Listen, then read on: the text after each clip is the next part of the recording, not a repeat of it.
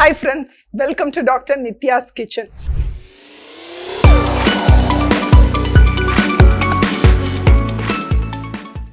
இன்னைக்கு நான் காமிக்க போற ரெசிபி வந்து எனக்கு ரொம்பவே நாஸ்டாலஜிக்கான recipe, one of my favourite recipe. Because நான் படிச்சு வளர்ந்ததெல்லாம் சேலம். ஸோ சேலமுடைய ஒரிஜினல் தட்டுவடை செட் தான் வந்து நான் காமிக்க போறேன். லைக் இப்போ வந்து நிறைய பேர் இதுல சாட் மசாலாலாம் போட்டு கொஞ்சம் வேரியேஷன்ஸோட பண்றாங்க. பட் சேலம்ல வந்து லைக் நீங்க ரோட்ல நடந்து போனீங்கன்னா ஒரு மூணாவது வண்டி கடை வந்து தட்டுவடை செட் தான் வித்துட்டு இருப்பாங்க. ஸோ அந்த கடைகள்ல எப்படி வந்து ஒரு தட்டுவடை செட் இருக்குமோ அதே மாதிரி டேஸ்ட்ல நான் செஞ்சு காமிக்க போறேன். வாங்க ரெசிபி எப்படி பண்றதுன்னு பார்க்கலாம். ஸோ இந்த ரெசிபி வந்து ரொம்பவே ஈஸி. நம்ம வந்து ரெடிமேட் தட்டுவடை வாங்கிடலாம். சப்போஸ் உங்களுக்கு வேணும், வீட்டில் தான் பண்ணணும்னா நான் அதனுடைய ரெசிபி கொஞ்ச நாள் கழிச்சு ஆட் பண்ணுறேன். பட் உங்களுக்கு ஈஸியான வேலைன்னா வந்து நீங்கள் ரெடிமேட் தட்டுவடை வாங்கிருங்க. 2 சட்னி பண்ணணும், ப்ளஸ் வந்து ஒரு பூண்டு வச்சு ஒரு தேங்காய் எண்ணெய் பண்ணணும். ஸோ அதுக்கு வந்து ஒரு 5 பல் பூண்டை நல்லா ஃபைனாக வந்து சாப் பண்ணியிருக்கேன். நீங்கள் ஃபைனாக சாப் பண்ணிக்கோங்க. அப்போ தான் வந்து அந்த பூண்டு ரொம்ப வந்து உங்கள் வாயில் கடிப்படாது. ஸோ இதில் ஒரு 2 டீஸ்பூன் வந்து தேங்காய் எண்ணெய் ஊற்றிக்கலாம். இதை நல்லா மிக்ஸ் பண்ணிவிட்டு ஃபஸ்ட்டு ஸ்டெப்பாக இதை அப்படியே வச்சுருங்க. இது வந்து ஒரு 1/2 an hour to 1 hour வந்து நல்லா ஊறட்டும். அப்பதான் வந்து அந்த பூண்டினுடைய அந்த காட்டம் வந்து இருக்காது. ஸோ அடுத்தது வந்து ஒரு கொத்தமல்லி புதினா சட்னி அரைக்கணும். ஸோ அதுக்கு நான் வந்து இங்க ஒரு கைப்பிடி கொத்தமல்லி இலை, அதே அளவுக்கு புதினா, ஒரு பச்சை மிளகாய், ஒரு 1/2 டீஸ்பூன் சுகர், ஒரு சின்ன துண்டு இஞ்சி, ஒரு few drops of lemon juice. இதுதான் வந்து நம்மளுடைய கொத்தமல்லி சட்னியுடைய ரெசிபி. இதை வந்து நம்ம ஃபைன் பேஸ்டா அரைச்சிடலாம். அடுத்து இந்த தட்டுவடை செட்டுக்கு தேவையான ரெட் சட்னி பண்ண போறோம். ஸோ அதுக்கு 1 டேபிள் ஸ்பூன் ஆயில் சூடு பண்ணிக்கோங்க. இது எந்த எண்ணெயா வேணாலும் இருக்கலாம். ஆயில் சூடானோடனே நான் வந்து 1 டேபிள் ஸ்பூன் கடலைப்பருப்பு, இந்த கடலைப்பருப்பு எண்ணெயில் பொரியட்டும். அதுலேயே வந்து 2 பூண்டு, ஒரு காஞ்ச மிளகாய். உங்களுக்கு காரம் பிடிக்கும்னா நீங்கள் காஞ்ச மிளகாய் வந்து இன்னொன்று ஆட் பண்ணிக்கலாம். ஸோ இந்த கடலைப்பருப்பு பொரிஞ்சு இந்த பூண்டும் லைட்டாக கலர் மாறுது பார்த்தீங்களா? அந்த ஸ்டேஜில் ஒரு பெரிய வெங்காயத்தில் நான் 1/2 எடுத்திருக்கேன். சின்ன வெங்காயமாக இருந்ததுன்னா நீங்கள் வந்து ஒரு வெங்காயம் போட்டுக்கலாம். அந்த வெங்காயத்தோட ஒரு பெரிய தக்காளி,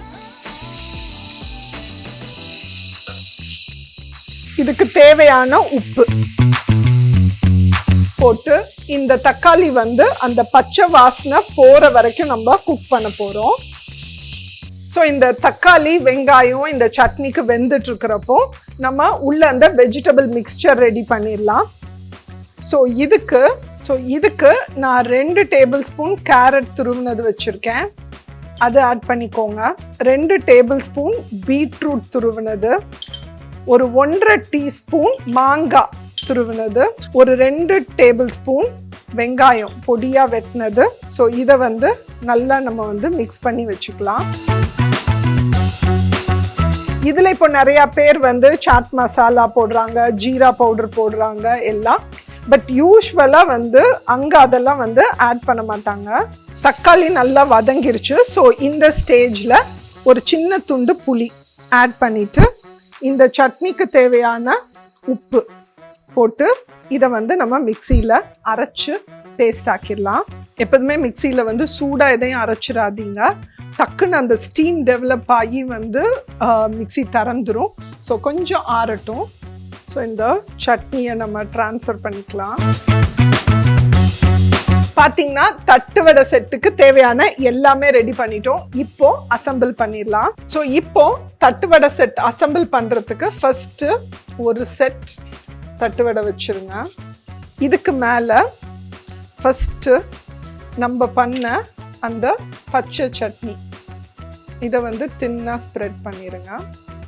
ஸோ இதுக்கு மேலே நம்ம பண்ணி வச்ச அந்த வெஜிடபிள் மிக்ஸ்சர், ஸோ இதுக்கு மேலே நம்ம பண்ணின அந்த பூண்டு கோகோனட் ஆயில் மிக்ஸ்சர், இதுக்கு மேலே அடுத்த தட்டுவடையில் நம்ம பண்ண அந்த தக்காளி சட்னியை இதே மாதிரி ஸ்ப்ரெட் பண்ணுங்க. ஸ்ப்ரெட் பண்ணிவிட்டு இதுக்கு மேலே மூடிடுங்க.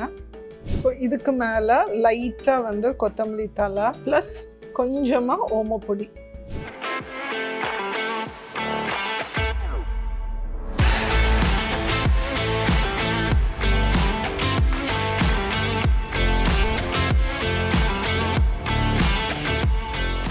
சேலம் தட்டுவடை செட் பண்ணிட்டோம். இது நான் ரொம்ப நாளாக பண்ணி சாப்பிட்டுட்டே இருக்கேன். ஸோ நம்ம வேற யாருக்கிட்டையாவது கொடுத்து எப்படி இருக்குன்னு கேட்கலாம். ஸோ எங்களுடைய கேமராமேன் ராஜு வந்து இப்போ டேஸ்ட் பண்ண போறாரு. ஸோ டேஸ்ட் பண்ணி பார்த்துட்டு உங்களுக்கு பிடிச்சிருக்கான்னு சொல்லுங்க. அந்த கிரன்ச் கேட்கணும். உள்ளுக்குள்ள இருக்கிற ஃப்ளேவர்ஸ்லாம் பிடிச்சிருக்கு.